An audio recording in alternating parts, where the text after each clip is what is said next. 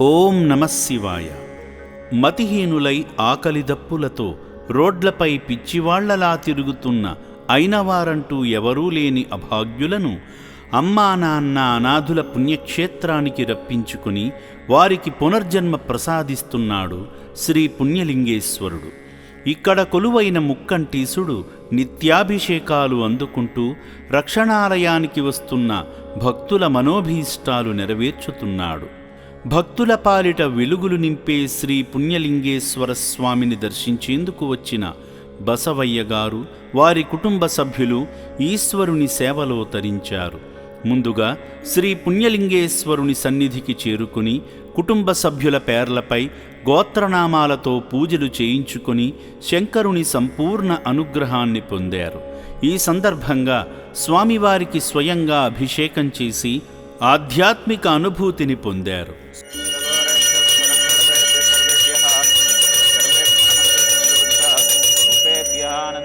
దివ్యమంగళ నీరాజనం దర్శయామి. హర హర హర మహాదేవ శంభో శంకరాయ నమః. దివ్యమంగళ నీరాజనం సందర్శయామి. హర హర నమ శివార్పణమస్తు.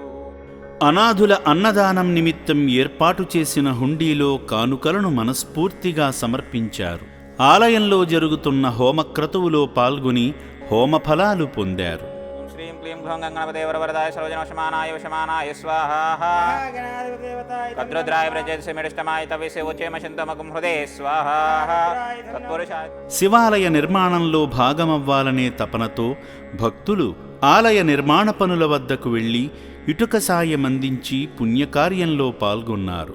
అనంతరం అభాగ్యుల వైద్యశాలను సందర్శించి నిర్భాగ్యులకు అందే సేవల గురించి తెలుసుకున్నారు. ఈ సందర్భంగా ఆశ్రమ సిబ్బంది నూతన శివాలయ నిర్మాణ సంకల్పం కోసం సేవామూర్తులకు వివరించారు. భక్తి మార్గంలో తరించి శివానుగ్రహం పొందిన సేవామూర్తులను ఆ శివయ్య సదా రక్షించాలని అమ్మా నాన్న అనాథుల ఆశ్రమం కోరుకుంటుంది. ఓం శ్రీ పుణ్యలింగేశ్వర స్వామినే నమః.